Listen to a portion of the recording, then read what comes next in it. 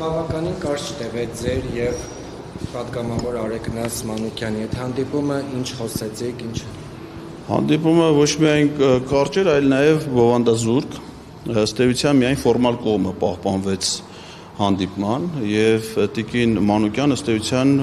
փորձեց ինձ վիրավորել, նախ ինձ համար անհասկանալի էր, թե ինչի նա չցանկացավ, որպեսզի լրատվամիջոցները ասաց, որ ինքը չի ուզում քաղաքական շոուների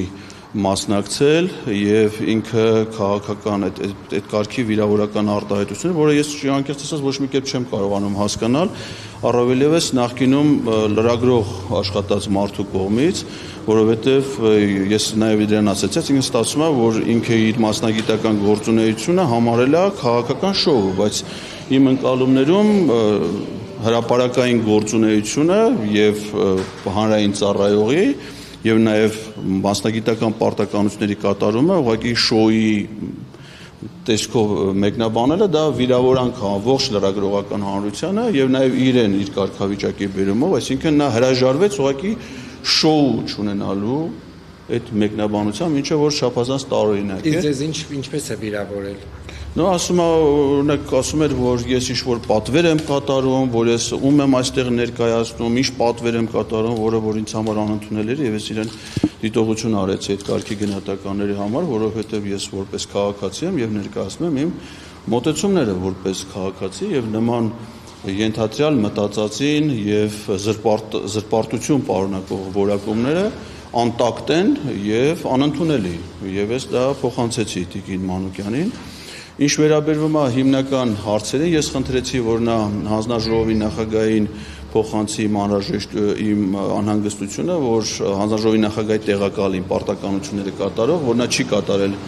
դատանի որոշումը, մարդու իրավունքների եւ հանրային հարցերի հանձնաժողովում իմ հասցեինները հնչեցրած վիրավորական եւ զրպարտիչ արտահայտությունների համար դատանը վերջնական ուժի մեջ մտրած վճիռ ունի, որ նա պետք է ներողություն խնդրի ինձնից եւ փոխհատուցում տա։ Մինչ օրս նա դատանի վճիռը չի կատարել, հարկադիր կատարման ծառայությունը նրա նկատմամբ արդեն վարույթ է նախաձեռնել, բայց տիկին Մանուկյանը հրաժարվեց, որպեսզի այդ անհանգստությունը փոխանցի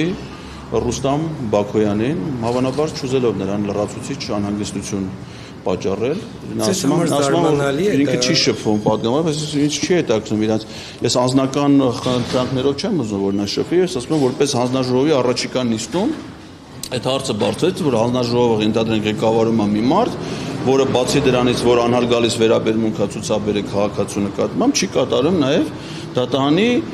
օրինական ուժի մեջ մտած վճիռը։ Եվ պարզվում է, որ դա չի անհանգստացնում տիկին Մանուկյանը եւ ինքը չի ուզում այդ հարցը բարձրացնել, այն էլ այն դեպքում, երբ որ այս ընդունելությունը, այս ձևաչափով դա տիկին Մանուկյանի հետ չէր ընդունելություն, այլ հանձնաժողովի ներկայացուցիչ չի, այսինքն սա հանձնաժողովի ընդունելությունն է եւ տրամաբանական է, ասում է, ես փոստատար չեմ, ես այդպես ձևակերպումներ տալի, բայց սա ես չեմ մտածել, որ ինքը փոստատարը կամ այդ առաքելությունը փոստատարի ֆունկցիա դա ընդհանրապես հենց ընդունելության նպատակն է, որ քաղաքացիների բարձրացնած հարցերը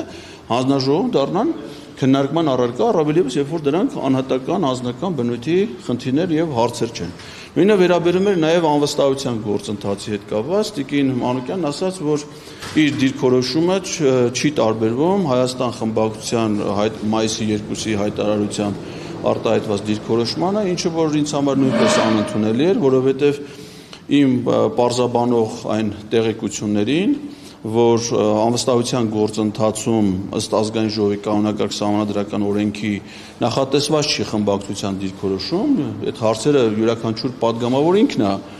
իր իրավասության շրջանակներում որոշում կատարում, նա հրաժարվեց որևէ պատասխան տալուց, ասել է, որ ինքը որևէ դիրքորոշում չունի։ Ընդհանուր առմամբ ասեմ, շատ տհաճ տպավորություն ստացա իր կեցվածքից, իր պահվածքից, իր մոտեցումներից, շատ տհաճ հանդիպում էր, դրա համար ես անկեղծ ասած չուզեցել, որ այն հնարավոր է, որովհետև բոլոր հարցերին խուսափողական այս ամենը։ Նո, այս վերջի զարգացումների պարագայում կարող է որոշակի իմաստով նաև տրամաբանական էր, որ այդպես կարող լինի։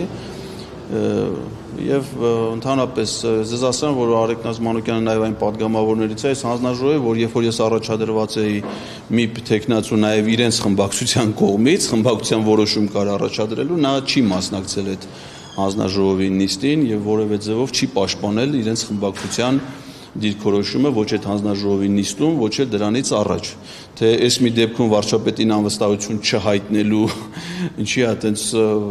լավ ձևով պաշտպանում, երբ որ կարել պաշտպանել նաև մի տեխնացու առաջադրելու որոշումը, ինձ համար մնում է անհասկանալի։